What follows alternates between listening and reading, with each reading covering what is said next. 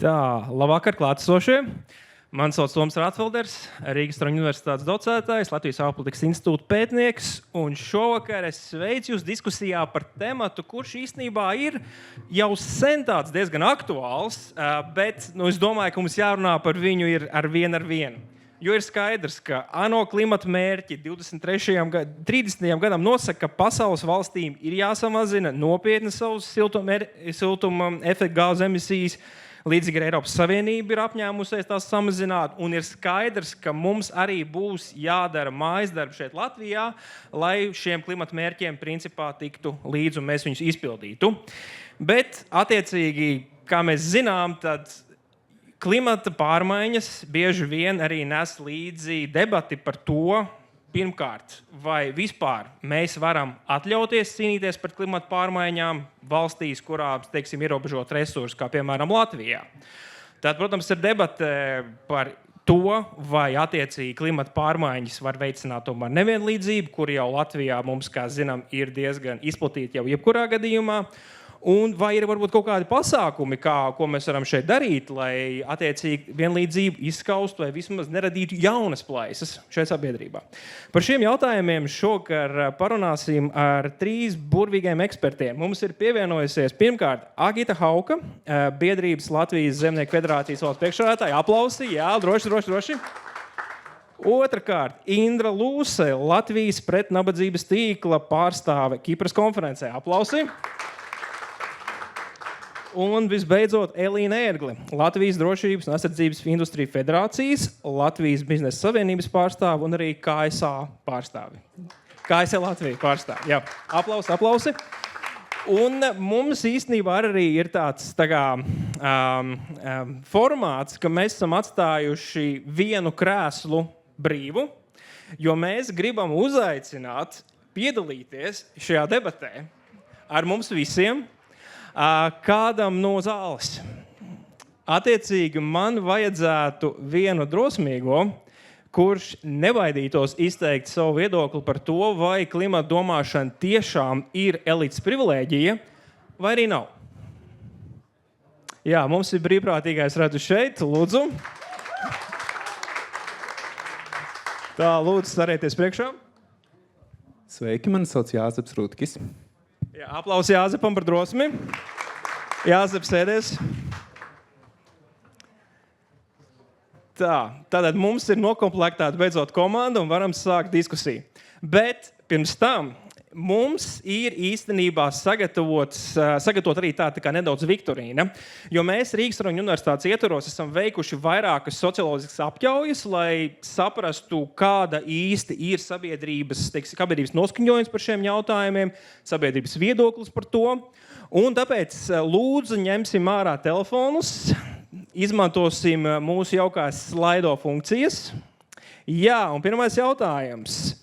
Pirmais jautājums mums attiecīgi tad ir, kura iedzīvotāja grupa Latvijā ir visvairāk norūpējusies par klimata pārmaiņām? Jā. Un šeit arī mums ir atbilžu varianti. A. Jauni cilvēku vecumā no 18 līdz 25 gadiem. B. Jauni cilvēku vecumā virs 25 gadiem. C. Vīriešu vecumā virs 40 gadiem ar augstiem ienākumiem. D. Sievietes vecumā virs 50 gadiem ar augstāko izglītību. Vai E.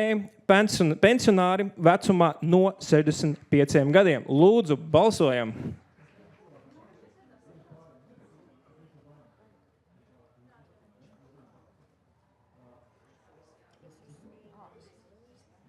Jā. Droši vienkārši spiediet, un pēc tam pateiksim pareizo atbildi arī.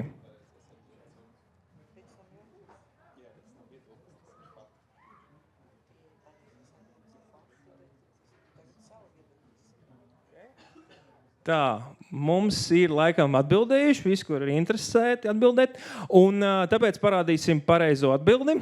Lūdzu. Tad pareizā atbilde īstenībā, kas ir pārsteidzoši daudziem, ka īstenībā visvairāk ir norūpējušies par klimata pārmaiņām sievietes vecumā virs 50 gadiem ar augstāku izglītību. Tāpēc tas ir nedaudz īstenībā kaut kas tāds, ko mēs redzam atšķirīgu no tendencēm, kas, teiksim, ir Rietuma Eiropā. Lūdzu, nākamais jautājums. Otrais. Kuras no šīm klimata pārmaiņas mazinošām aktivitātēm ikdienā visvairāk veids Latvijas iedzīvotāji? Tātad A. Remontē, salabo salūzušas vai saplāstas lietas. B. Taupa energoresursus. C. Pārvietojas ar kājām sabiedrisko transportu vai velosipēdu. D. Siltina mājas dzīvokļus. E. Šķiro atkritumus. F. Iegādājas lietotas preces. Vai G. Uzstāda saules paneļus.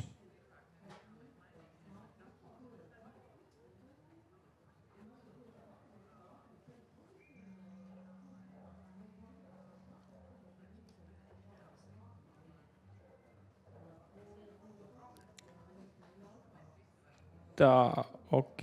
Izstāsta, ka visi atbildējuši. Lūdzu pareizo atbildi. Tātad šķiro atkritumus ir pareiza atbilde. E. Tā ir lieta, ko dara attiecīgi ikdienā visvairāk Latvijas iedzīvotāji. Trešais jautājums. Kura no šīm aktivitātēm rada mazāko CO2 izmešu apjomu? A. Katru dienu gada garumā apēst porciju ar musli un jogurtu. B. Katru dienu gada garumā apēst maltīti ar 150 gramiem vistas gaļu un 300 gramiem kartupeļu. C. Nopirkt jaunu 14 colu klēpjdatoru. Vai D. Reizi mēnesī gada garumā pasūtīt paciņu no Temu.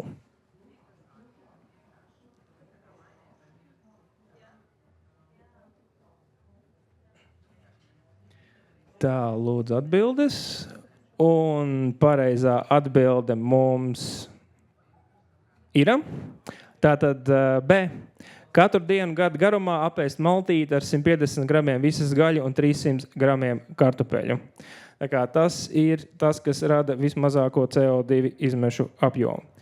Ceturtais jautājums. Mums ir vārdu mākonis.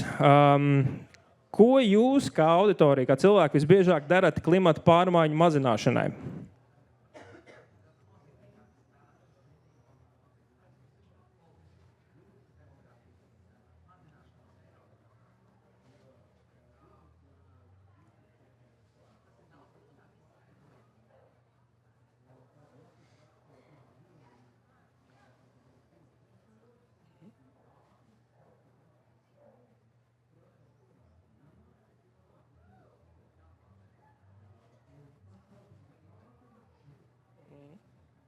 Jā, izstāsta, ka atkritumu šķirošana šeit ļoti dominē, kas reāli sakrīt ar mūsu aptaujas rezultātiem.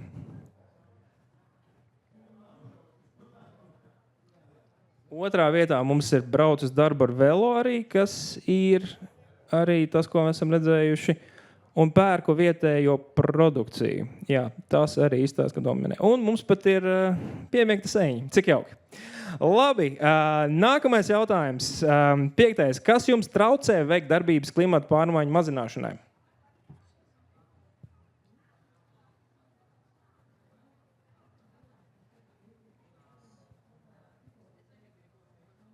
Jā, tā ir liela lieta.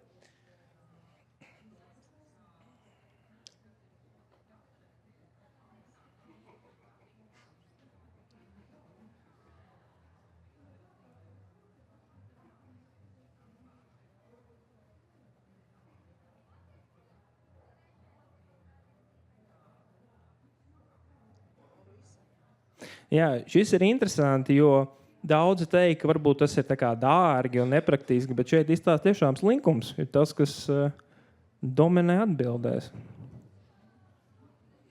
Komandē, jā, interesanti. Jā, nu, jūs redzējāt attiecīgi atbildes, ka jā, šis ir tas, kas mums traucē. Slinkums. Interesanti, kas slēpjas varbūt zem slinkuma šajā visā stāstā. Bet tad kā jums liekas, tad, vai mēs, teiksim, Latvijā, ņemot vērā, ka mums tomēr ir ierobežotāki resursi, vai mēs varam, kā sabiedrība, atļauties runāt par klimatu, ieviest dažādus klimata aizsardzībai vajadzīgus risinājumus, un vai tas netērēs pārāk daudz attiecīgi mums jau tā maziem resursiem? Varbūt sāksim no tā gala ar Jāzepu. Paldies, Tom.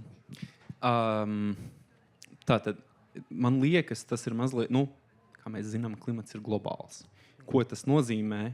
Pat ja mēs izdarām visu perfektu un mēs esam nula emisiju valsts, mēs nebūsim atrisinājuši to klimata problēmu. Kas man liekas, kaut kādā ziņā ir diezgan tāda sāpīga doma. It īpaši ņemot vērā, ka varbūt liela valstis iespējams nedara visu, lai sasniegtu šos nospraustos mērķus. Protams, arī man ir sajūta, ka man kā ar individuālām darbībām tā ietekme būs salīdzinoši maza. Un tās struktūrālās pārmaiņas, vai kaut kādas lietas, kuras man liekas, ka varētu būt labas, lai samazinātu to klimata ietekmi, mēs valsts līmenī nevaram īsti izdarīt vai nomenedžēt. Es šeit runāju par Rail Baltica. Teorētiski būtu alternatīvas lidošanai, ātrs veids, kā pārvietoties uz Eiropu. Mēs nevaram to realizēt. Tā kā pat, ja mums būtu gribas spēks, man ir mazliet šaubas, ka mēs varētu realizēt šos lielos soļus, kas patiesībā ietekmētu Latvijas, tā teikt, to klimata pēdu nospiedumu. Tad, attiecīgi, mums nav iespējas tvērienā attiecīgi tik lielas lietas, tik soļus lielus veikt, lai mēs varētu kaut ko būtiski panākt. Vismaz kaut kādā ziņā rodās tas iespējas. Varbūt, atkal, es esmu tā teikt no malas, man būtu interesanti dzirdēt arī ekspertu viedokli par šo, bet sajūtu līmenī ir tāda sajūta, jā. Labi, varbūt pārēsim pie Agitas, tad kā jūs uzskatāt?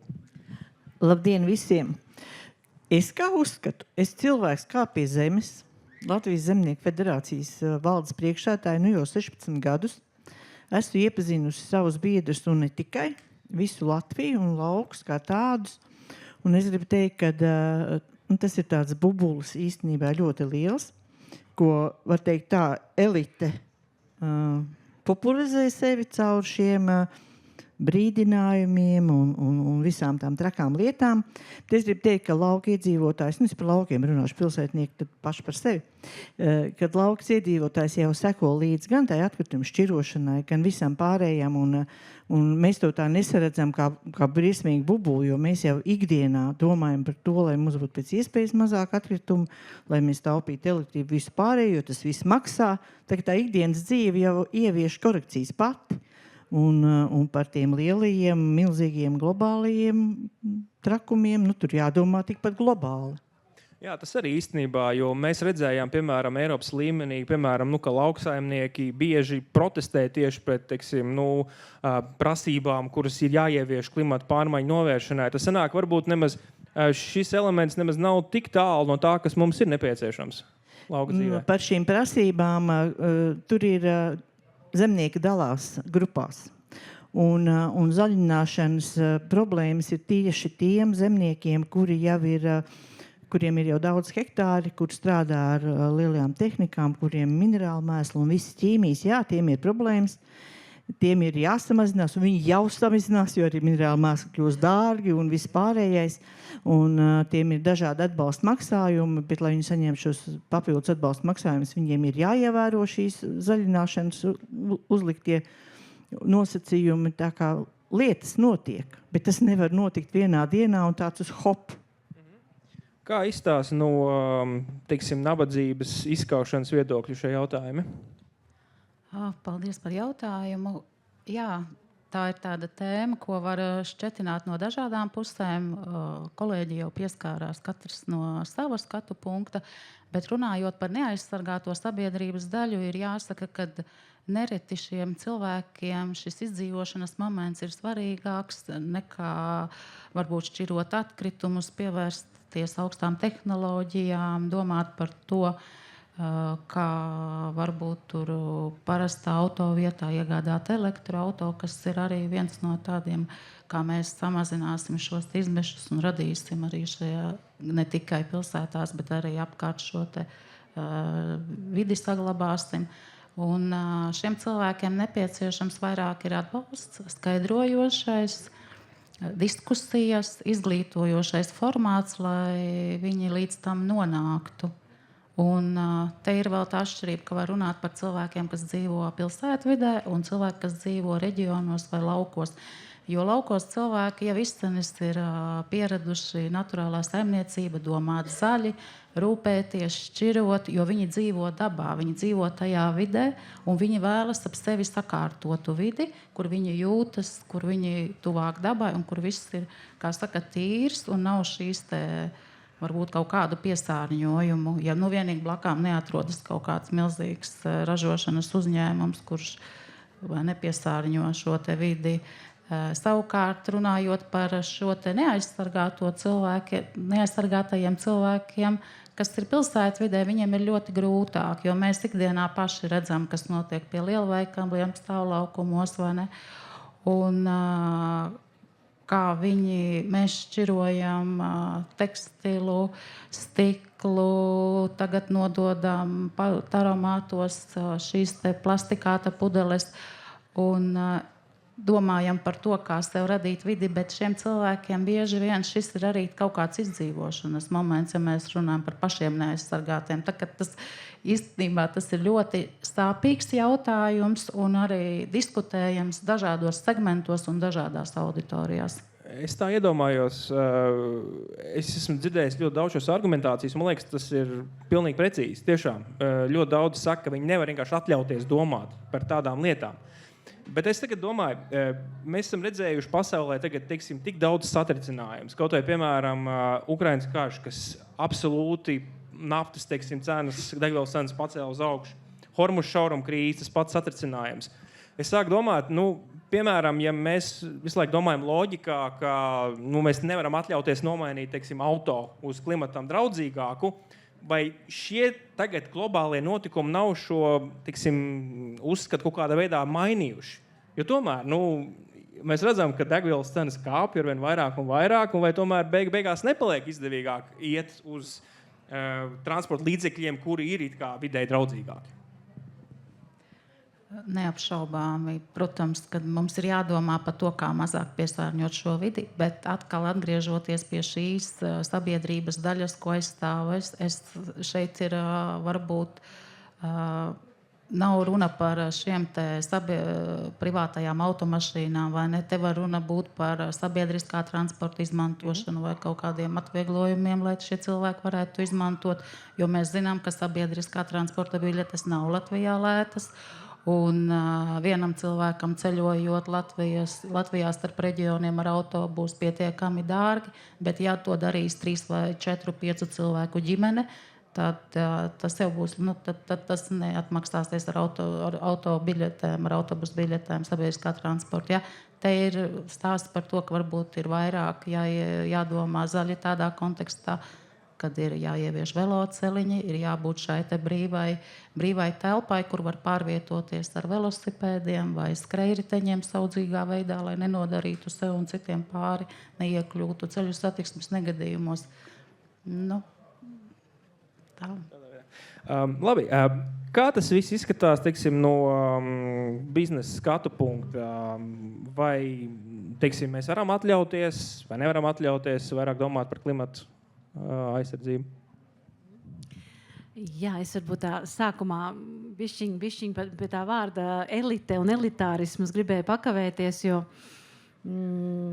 tā globāli runājot, ja mēs tās globālās problēmas tiešām gribētu risināt un rezonējot varbūt to, ko arī Jākabs saka, tad man liekas, ka mēs līdz galam neapzināmies, ka mēs esam globālā elite.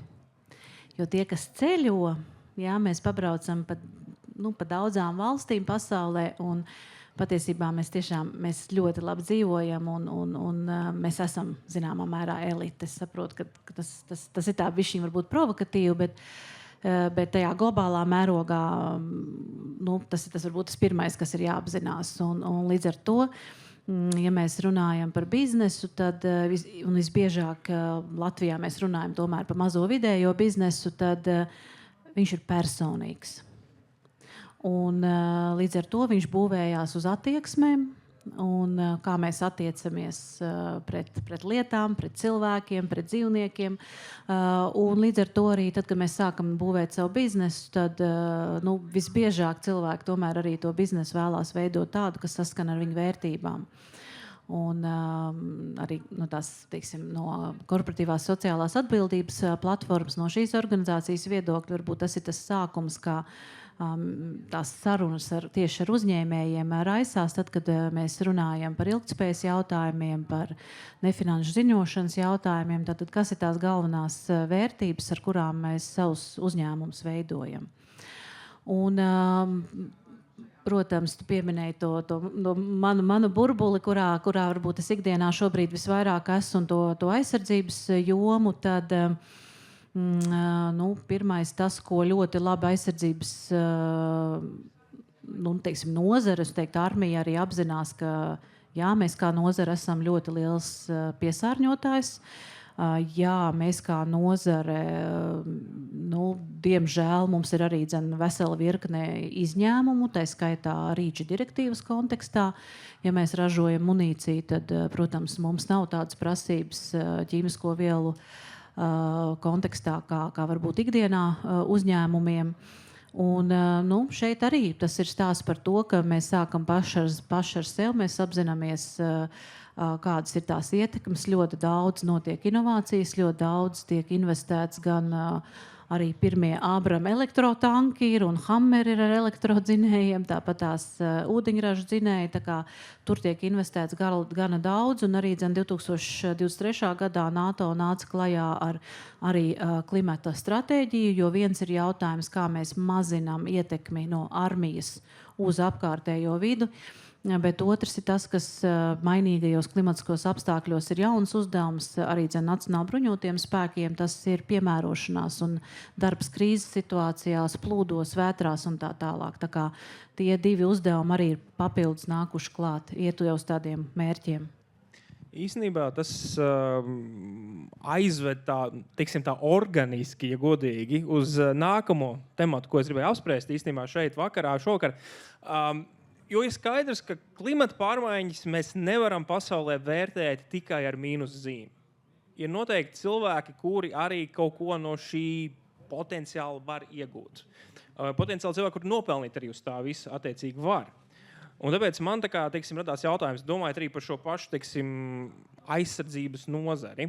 Vai, piemēram, tagad, ņemot vērā, ka mēs ļoti daudz investējam Latvijā dronu tehnoloģijās, dronu kārdarbībā, vai šeit mēs varam runāt, piemēram, arī par kaut ko līdzīgu kā duālajām tehnoloģijām?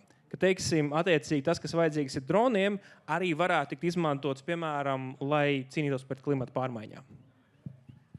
Es domāju viennozīmīgi, jo, kā jau es pieminēju, veselu virkni tādu alternatīvo un jaunu enerģijas izmantošanas jomā, bet varbūt tas, kas arī mums Latvijā, es domāju, šobrīd ir svarīgi, tas ir tas pats mīnēšanas jautājums, ja, un te ir tāda varbūt arī mūsu sabiedrotie kanādieši, kas ir šīs Ottavas konvencijas turētāji, ja, protams, mums ir tāda vērtību disonance zināmā mērā, bet ja mēs runājam tā skaitā par mīnām, tad mīnas ir arī šobrīd iespējas ražot tādas, kas pašdegradējās.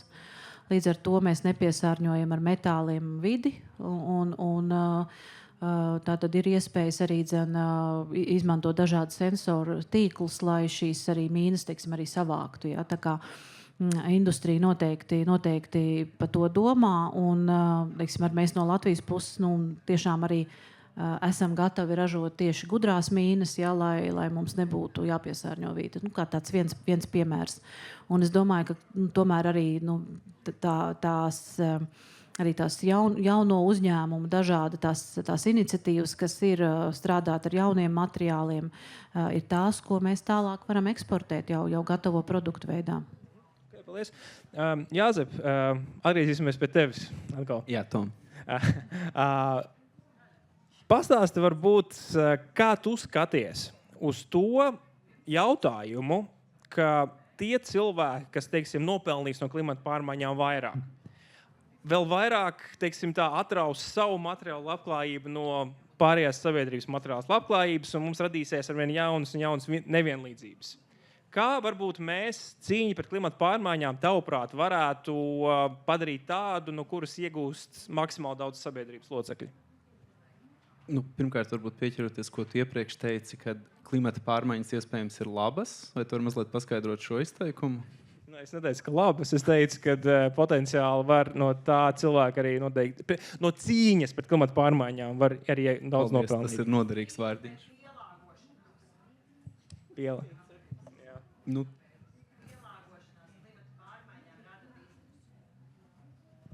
Nu, cīņa, pielāgošanās, attiecīgi. Jā, mums jātiek galā ar to.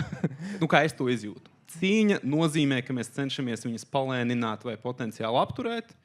Pielāgošanās nozīmē, mēs pieņemam, ka viņas notiks un atrodam veidus, kā ar viņām sadzīvot. Kaut kādā ziņā, protams, man ir 32 gadi.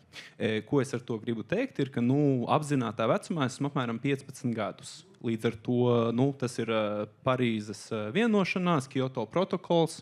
Un tajā brīdī bija sajūta, ja mēs visi saņemamies un tiešām iespringstam, un es naivi domāju, ka valstis arī iesprings, mēs varam viņas plus mīnus noturēt kaut kādā normālā līmenī. Tas īsti nav noticis. Viņas ir turpinājušās ar šiem globālajiem konfliktiem, ko tu esi minējis. Tās prioritātes ir arvien vairāk atvirzījušās. Un arī daudzos tajos piedāvātajos risinājumos ir redzami ievērojami trūkumi. Kaut vai tie paši elektroauto, viņi neizmanto degvielu, bet tev ir jātērē milzīgi resursi, lai viņus uzbūvētu, lai izveidotu uzlādes tīklu un jāiegūst visi šie redzamju metāli, kā piemēram litijs, kas nāk ar savām lielām klimata problēmām. Līdz ar to tagad tā sajūta, ir tāda, ka tas, uz ko mēs ejam, ir pielāgošanās, kas ir mazliet kaut kādā ziņā, skumji, es nezinu. Tāda ir tā sajūta. Tā kā vai tas palielinās nevienlīdzību, jebkurš jauns tirgus radīs jaunus uzvarētājus un zaudētājus. Un ja mēs tagad esam šajā, tā teikt, pielāgošanās fāzē, tas, ko mēs kaut kādā ziņā sakam, ir tiem, kas nepielāgojās, paliks arvien sliktāk.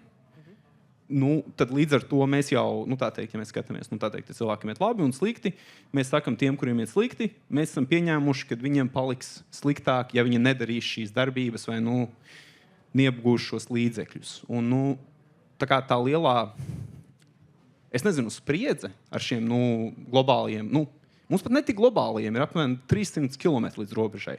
Konflikti ir, kad no vienas puses ir šis eksistenciālais, ja mēs negatavosimies un karš pie mums atnāks, kaput, bet no otras puses ir tas briesmonis, kas no aiz kalna nāk un paliek lielāks. Tā kā tāda diezgan nekomfortabla sajūta, tā teikt. Jā, es piekrītu ļoti daudz, ko man teica Jāzep. Varbūt, Agita, kā jūs skatāties, vai viss ir tik, teiksim, tā drūmās krāsās, kā Jāzeps tikko iezīmēja, ka attiecīgi mēs varam tikai pielāgoties, kā viņš teica, mēs nevaram neko darīt un nevienlīdzība paliks ar vien dziļāk. Man kā strādājošai pensionārei jāsaka, ko lai es saku zaļai jaunībai.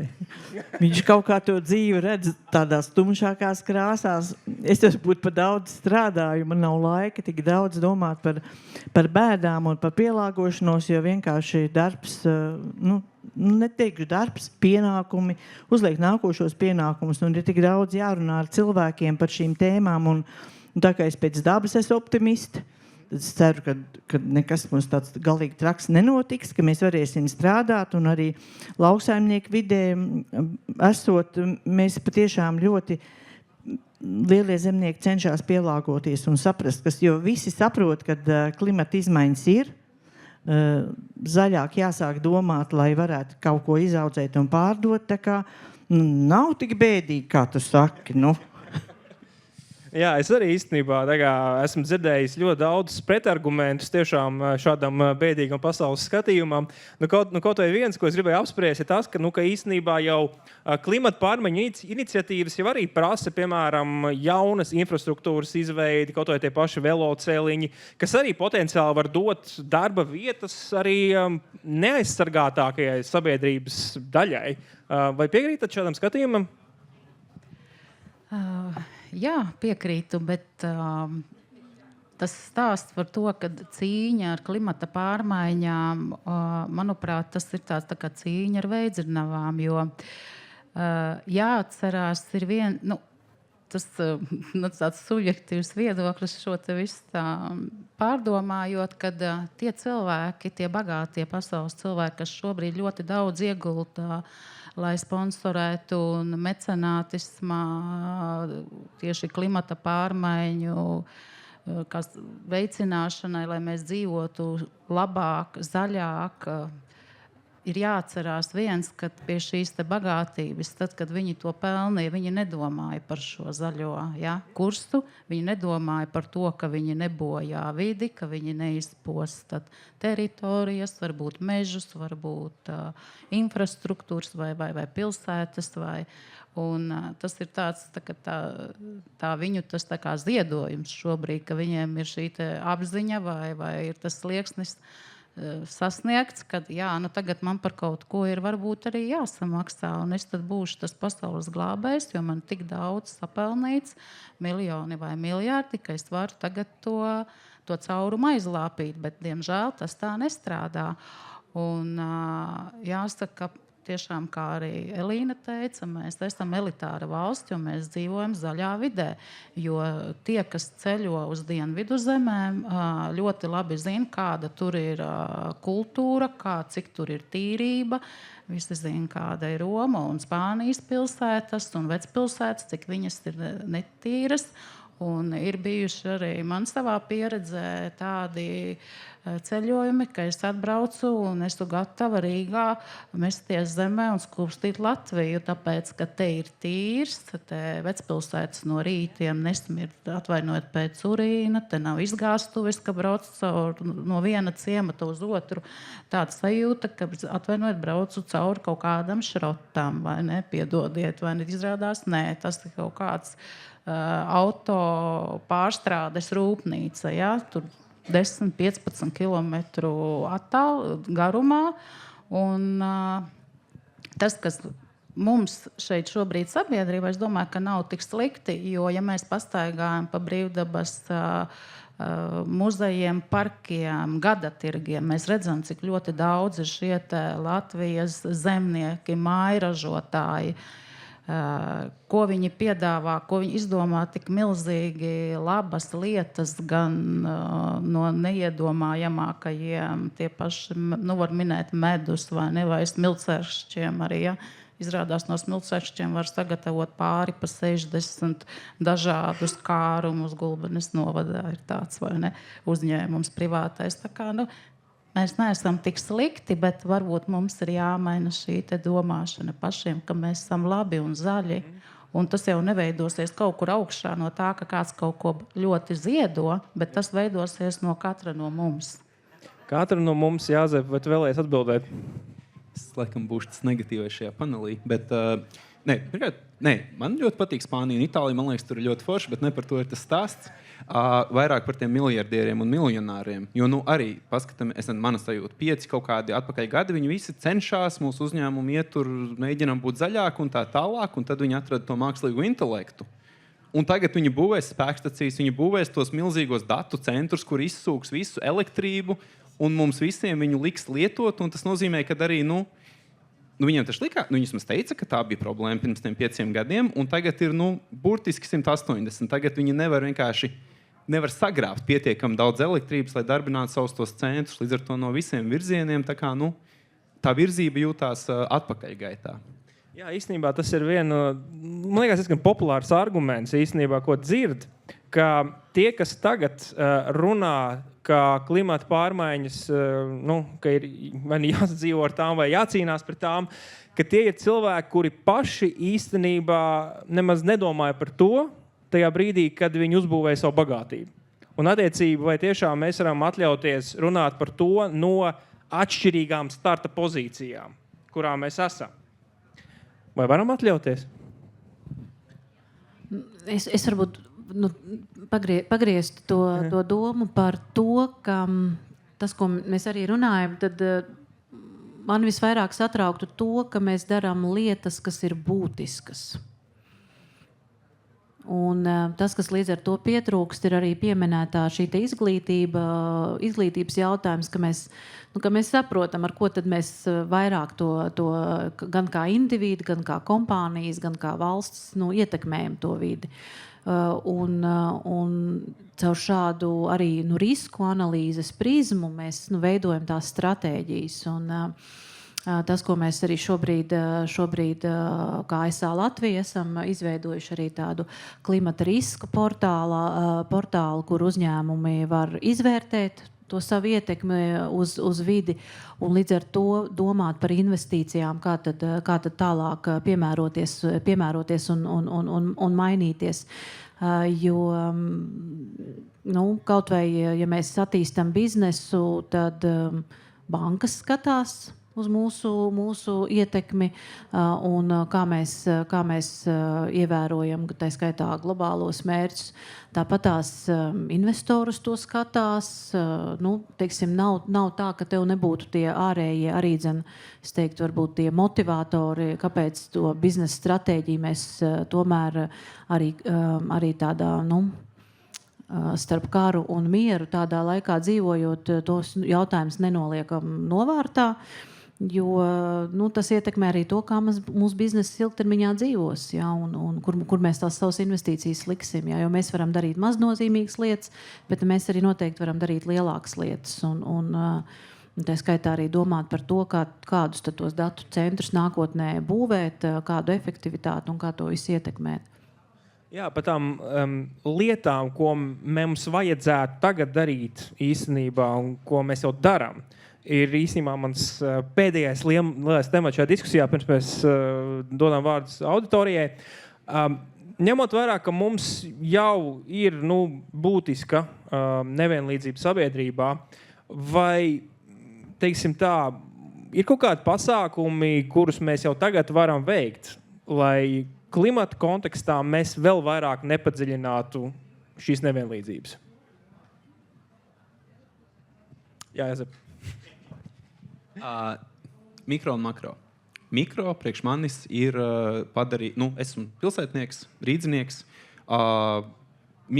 Mazais medium izmēra lieta ir padarīt to, lai sabiedriskais transports un ne auto pārvietošanās veidi būtu ne tikai draudzīgi, bet arī ērtākais un izdevīgākais veids, kas nozīmē krietni vairāk velojoslas, aktīvāk viņas tīrīt arī ziemas periodā, paplašināt sabiedriskā transporta tīklus, savienot dzelzceļa mezglus ar sabiedriskā transporta mezgliem. Tas jau notiek.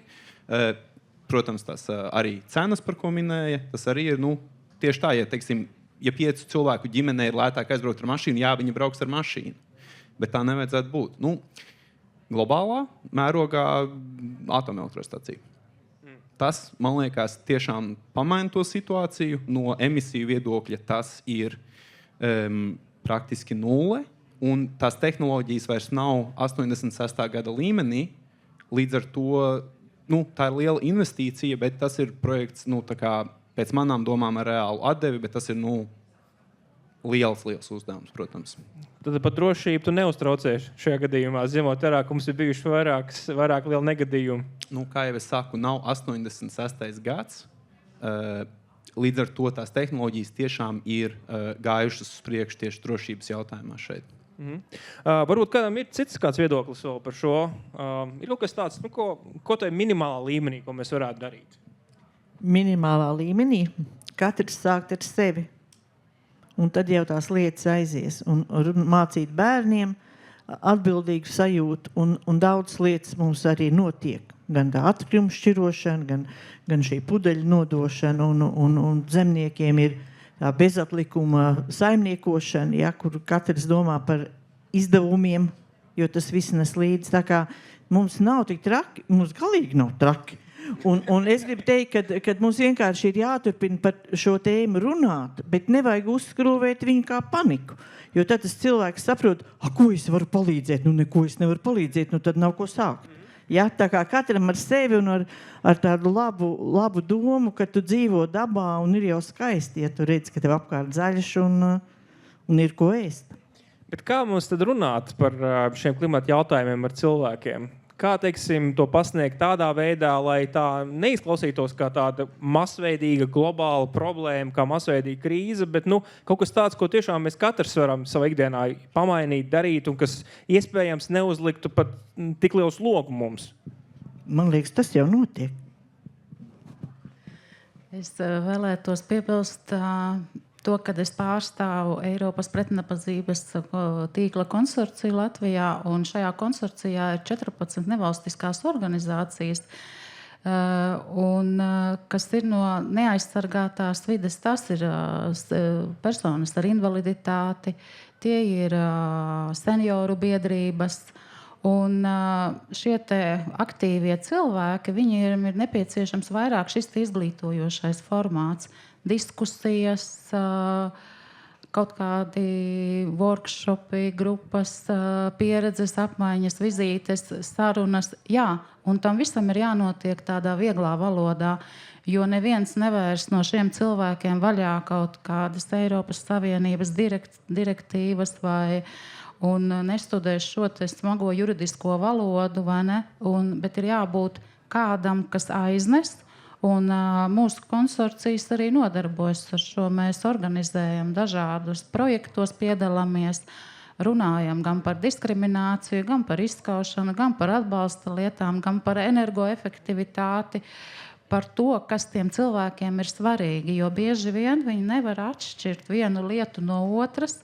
Un tad, kad ar viņiem padiskutē nelielās grupās, viņi atverās, un tad viņi saprot, viņi tiek sadzirdēti, kas viņiem nav mazinās šī nevienlīdzība, vai ne? Kas arī ieskan mūsu diskusijā, kad tas kaut kas ir elitārs un kaut kas nav, un tad šī nevienlīdzība pazūd. Viņi jūtas sadzirdēti, viņi jūtas arī atbalstīti, un viņi arī zina, pie kā vērsties, jo šis biedrību konsorcijas ir tas, kas viņus atbalsta. Kā uzrunāt, lai cilvēki vispār atnāktu uz šīm diskusijām? Jo man liekas, tas jau ir tas lielā problēma, kad mēs jau varam runāt par visu kaut ko, bet ja cilvēkam jau automātiski sākumā ir bloks, ka es neiešu, ka tas uz mani neatiecās, ko es varu ietekmēt, cilvēks tā arī paliks. Kā uzrunāt, lai cilvēks atnāk uz diskusiju? Tas ir diezgan tāds organizatorisks formāts, jo mēs sadarbojamies šīs 14 organizācijas, viņas arī savstarpēji visu laiku komunicē nepārtraukti un dalās pieredzē. Un arī mērķa auditorija tiek veidota vairāk vai mazāk no šiem te NVO pārstāvjiem, interesantiem, jo ir biedrības, kur ir mazāk dalībnieku skaits, bet ir biedrības, kur ir pat vairāki simti. Ir tādas, kas sadarbojas ar pašvaldībām, kur ir ļoti laba sadarbība. Un tad tā vienkāršā valodā runājot, tā tīklošanās, informācijas piegādāšana, un vienmēr ir interesanti. Un nav jau jābūt 100 vai 150, bet var aizbraukt uz konkrēto pilsētu, pie konkrētās biedrības. Jo personas, ja mēs dodamies, piemēram, uz invalīdu biedrību, tad tur ir skaidrs, ka tur būs personas ar dažādām invaliditātēm. Varētu būt gan redzamām, gan neredzamām, vai ne, un fiziskām, mentālām dažādām. Un tad mēs ejam pie viņiem un skaidrojam šo. Vienkārši stāstam, tās ir vienkāršas sarunas. Vienkārši sarunas. Tā kā šis festivāls. Es varu bišķiņ no kā saka, savu burbuļu arī pie jums papeldēt. Es domāju par to kā uzrunāt par tiem jautājumiem. Patiesībā, ja es tā pastos nedaudz apakaļ, tad, kad mēs no industrijas puses arī sākām ar mūsu armiju un aizsardzības ministriju mēģināt runāt par šiem klimata pārmaiņu jautājumiem un kas ir tas, kas no industrijas tiek sagaidīts, kas ir tie produkti vai pakalpojumi, kurus mēs varētu piedāvāt, lai tad arī ar klimata mērķiem mēs varētu, teiksim, labākus rādītājus uzrādīt. Un tad patiesībā aizsardzības nozarē tas bija vairāk, ka tas ir tāds elitārs jautājums, ko jūs ar sevi sīkumiem, mums šobrīd aizsardzības spējas jāstiprina. Un tad mums bija sabiedrotais. Mums bija sabiedrotais lielā mērā arī Kanādas armija, un kas zināmā mērā parādīja to, kas notiek tad, kad par to klimatu nedomā. Un kas notiek tad, un kā klimats ietekmē arī tai skaitā armiju, tad, kad lidlauki sāk aplūst, kad kad lietas ļoti strauji mainās un tas prasa ļoti lielas investīcijas, lai kaut ko saglābtu. Tā kā es teiktu tā, ka ir vajadzīgi sabiedrotie, kas tās lietas parāda citādā gaismā. Un arī pieminētā NATO stratēģija ir tā, kas ir kustinājusi, bet tajā pašā laikā te mēs atnākam pie Alises brīnuma zemē, ka ja mums nav nekādu, mums ir vienalga, kur mēs ejam, tad principā arī mēs nekur neaiziesim. Un es esmu varbūt tāds cilvēks, kuram ļoti svarīgi ir, lai man ir arī priekšā kaut kādi izmērām mērķi, lai man ir kaut kāda stratēģija un ka es saprotu, ka tiešām es virzos uz kaut kādu rezultātu. Tā kā, teiksim, tīri, ja mēs paskatāmies to pašu Amerikas armiju, mums tepat blakām ir Amerikas arī vēstniecības telts, tad Amerikas armijai ir ļoti, es nezinu, liekas, kaut kādām 11 lapām armijai uzrakstīta stratēģija katrā spēku veidā, ko mēs darām, nedarām, kā mēs rīkojamies savādāk. Un tas ir tas, kas, es domāju, arī ir vajadzīgs arī, tā skaitā mūsu aizsardzības nozarē šādu plānu ieviest, un arī šobrīd mēs redzam, ka daudz plašāk tiek domāts par dzīves ciklu, par tehnikas uzturēšanas dzīves ciklu, no iegādes brīža līdz šo platformu mūža beigām. Tā kā tas ir arī tāds nozīmīgs, bet savukārtajā biznesa kontekstā tiešām ir ļoti svarīgi, ka mēs savā biznesā veidojam stratēģiju, apzināmies, ko mēs varam ietekmēt, ko mēs nevaram ietekmēt, un kas no tā, ko mēs varam ietekmēt, tad tiešām ir būtisks.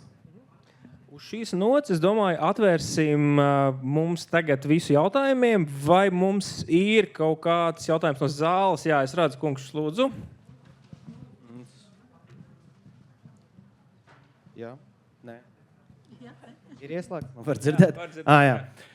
Sveiki, brīnišķīga diskusija. Man ir viens komentārs un viens jautājums. Komentārs ir, kad vispārīgi par zaļo kursu un tiekšanos uz klimata pārmaiņu mazināšanu, man no malas bieži izskatās, ka lietas tiek darītas konkrēti ne no pareizās puses un bieži vien simulējot darbību, jo, ja tu dzīvo mājā, kuras energoefektivitāte ir 300 plus kilovatstundas uz kvadrātmetru gadā, tad braukšana ar riteni, pudeļu šķirošanu, viss tas nav nekas. Tas ir pilnīgi nekas. Bet visur ir šķirojam, pilns televizors šķirojam, bet ir jāsiltina ēkas. Tā ir lieta, kur tu tiešām vari kaut ko izmainīt, jo šķirošana neko nemaina pa lielam. Un tas tā replika komentārs un jautājums ir par mazāk aizsargātajām grupām. Es nezinu, cik ir šie cilvēki, bet es nojaušu, ka tie ir 10 000 Latvijā. Tā ir, vai ne? Un tad ir biedrības, kuras runā ar mazāk aizsargātām grupām, un tur invalīdu biedrība un pensionāru biedrība un vēl kaut kas, un tur varētu būt kaut kādi 100, daži 1000 varbūt. Tad, un jūs teicāt, ka risinājums ir uzrunāt mazāk aizsargātās grupas, viņas izglītojot par šiem jautājumiem. Tad ir jautājums, kā praktiski masā var uzrunāt šos cilvēkus. Tīri praktiski, tieši kādā veidā viņus var uzrunāt un vai viņiem tas vispār interesē un kā var kaut ko iestāstīt. Paldies! Jā, paldies par jautājumu. Ir tā, ka katrā pilsētā Latvijas novadā, ne novadā, bet pilsētā ir kāda no šīm te biedrībām, kas ir pietiekami aktīva un kur arī apzina savus biedrus un arī diezgan aktīvi darbojās. Un faktiski tas, ko darām mēs sadarbojamies konkrēti ar šīm biedrībām, kuras jau perifēri uz lokāli konkrētajā vietā jau zina, jo šie biedrību vadītāji zina šos cilvēkus, zina šīs personas, jo nereti vien, ja mēs runājam ar personām ar invaliditāti, tie ir cilvēki, kas saņem arī kaut kāda veida pabalstus no valsts, vai nu tie ir kaut kādi sociālie pabalsti no pašvaldībām, vai nu tie ir kaut kāda arī invaliditātes pensijas. Un kas ir šiem cilvēkiem svarīgi? Viņiem ir svarīgi socializēties un būt kopienā, jo tas viņus stiprina, tas viņus neliekam, jau tā ir grūti, bet un ir ļoti labi piemēri. Es zinu par Siguldas pilsētu, kuras pat esmu bijusi un arī šādas diskusijas vadījusi par diskrimināciju, bet tā saruna jau vienmēr vijās vēl apkārt par daudz ko citu. Tāpat arī Dobelē ir arī aktīva un Jelgavā ir, un Latgales pusē ir arī un Kurzemē, Rucavā, kas ir pie Lietuvas robežas. Tā kā šeit viss notiek vairāk caur kopienām, un šie kopienu vai, kā saka, NVO vadītāji, viņi jau zina šos cilvēkus, zina šo mērķa auditoriju un viņi uzrunā. Un pozitīvi ir tas, ka tie cilvēki nebaidās un nekautrējās un nāk. Protams, mēs nevaram uzrunāt, nevar izdarīt pilnīgi visus, jo ir arī, protams, tā ir tāda sensitīva tēma un daudz arī noslēdzās. Bet līdz ko kādam tiek pamesta šī ideja, kad ir kopiena, kas var tev palīdzēt, kas var atbalstīt, tad tas pavisam savādāk izvēršas. Jā, jautājums lūdzu tur. Labdien! Man sauc Agnes Āksne Bensone. Es CSA Latviju, kā Sā Latvija pārstāvu ar šiem jautājumiem strādāju ikdienā. Un klausoties šo sarunu, mani nepameta viena tēze, kura, manuprāt, ir pati būtība. Klimata daba izdzīvos, cilvēks vai nu paspēs, vai nepaspēs pielāgoties. Ja mēs esam zemnieks, mums ir 40 veselīgas aprāta vasaras, jo pirms tam mēs bijām par jaunu, un pēc tam mēs esam jau par vecu. Tad mums ir 40 vasaras, kurās mēs varam kaut ko izdarīt. Labāk, jaudīgāk, draudzīgāk vidēji un tā tālāk. Jo daba izdzīvos, cilvēks nē. Jautājums, vai mēs gribam dzīvot kādās pilsētās, kādās mēs gribam elpot kādu gaisu, dzīvot energoefektīvās ēkās, mazāk rēķins maksāt un to naudu veltīt kaut kam citam. Un otra lieta, doma, un arī pēc tam jums jautājums, klimata domāšana ir elites privilēģija. Un kāpēc viņa ir elites privilēģija? Jo elite arī patērē visvairāk resursus, un tā ir elites problēma. Bet man jautājums ir jums, kā viņiem pārdot to, ka viņiem kaut kas ir jādara? Jo atteikties no tā dzīves stila ir visgrūtāk, jo es taču varu atļauties, bet viņi var atļauties arī darīt savādāk, bet viņi to nedara. Jā, es domāju, tāds ļoti spēcīgs jautājums, spēcīga bumba mūsu virzienā. Kurš vēlās atbildēt? Es runāšu pirmā, jo pēdējiem jau viss var iznākt, ka ir pateikts. Jebkurā gadījumā,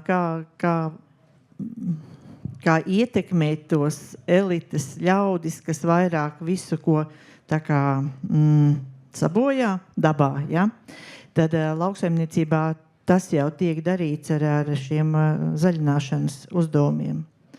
Un zemnieki tiek piespiesti domāt, kā zemi atjaunot, kā uzlabot auglību un vispārējo. Tā kā ir jau tādi instrumenti. Un tam visam jāseko līdzi un seko līdzi, bet mums ir arī zemnieki, mums ir ļoti daudz Latvijā zemnieki, kas ir bioloģiskie arī pēc dokumenta, bet mums ir ļoti daudz zemnieki, kas domā un dzīvo kopā ar dabu, kas ir bez dokumenta, bet ļoti zaļi. Tā kā pie mums ir labi.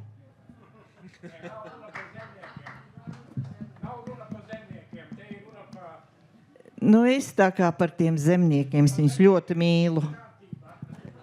Tā, vai mums vēl bija jautājums blakus? Jā. Paldies. Atbildes jau īsti nebija, bet es paturpināšu. Jo, Jānis Semanovskis, esmu vides inženieri, bet arī Saeimas deputāte. Un tas, ko es atkal jūtu, mēs runājam, tā ir elites privilēģija un kā piespiest cilvēkus, kas ir maznodrošināti, vairāk ieguldīt klimata jautājumos. Bet tas, ko Agnes uzdeva, ne jau maznodrošināti ir tie, kas rada lielākās klimata pārmaiņas. Ja jūs mājās atnesat kādu reizi desu, tad jūs nevarat salīdzināt savu ietekmi uz klimatu, ja jūs aiziet uz restorānu un apēdiet steiku. Vai arī, ja jūs mājās vienkārši labi kurinat varbūt ar malku, bet ja jūs te pašā laikā cits aizbrauc, aizlido uz Miami noklausīties koncertu, tā ir pilnīgi cita klimata ietekme.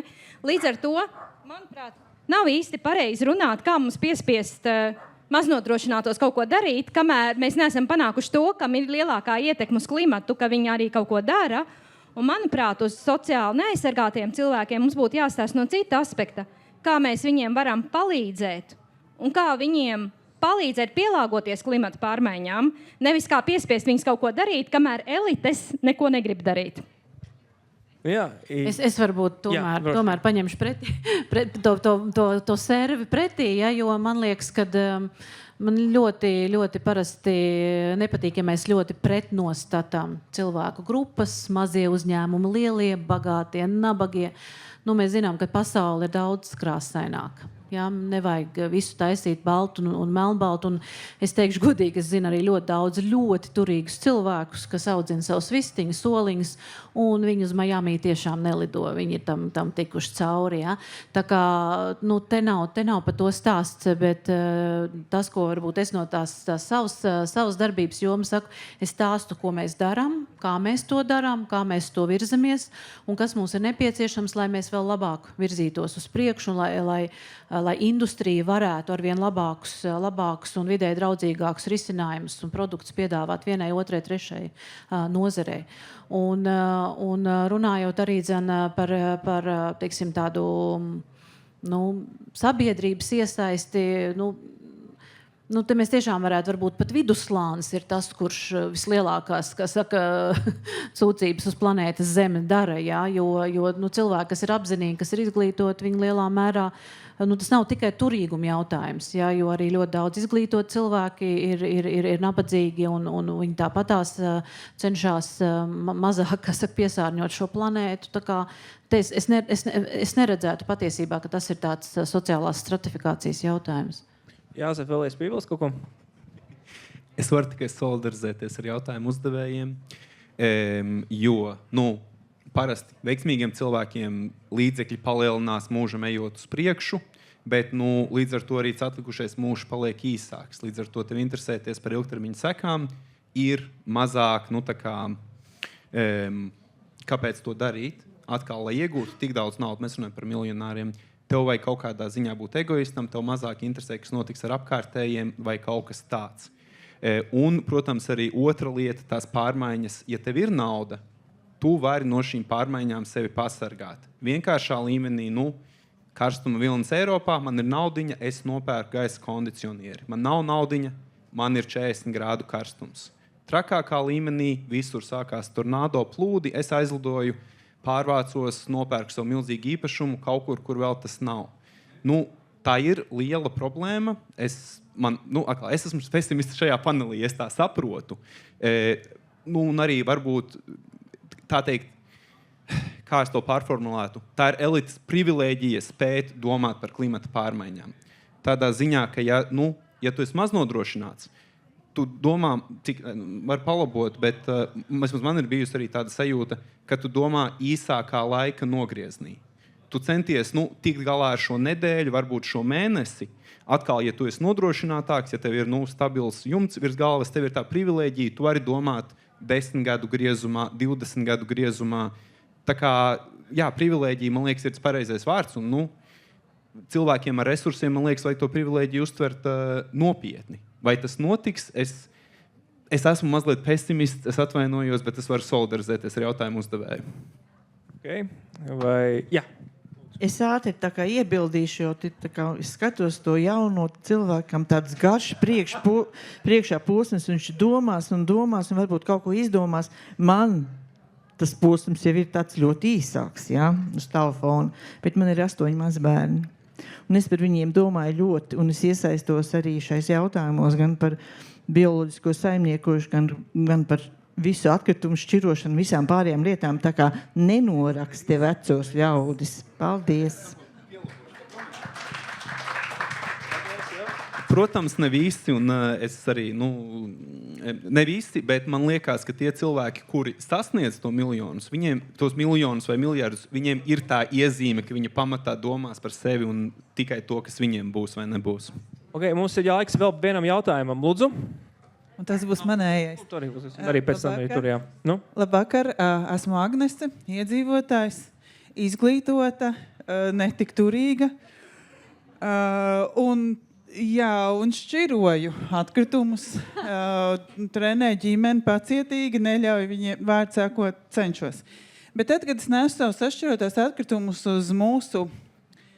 mazās pilsētas mikrorajona izgāstuvēm, un es paskatos, ko mani burvīgie līdzcilvēki no 9 stāvnēm ir sanesuši. Tad es domāju, mētam visam mieru, jo es iedomājos, tie, kas dara buņģiņas.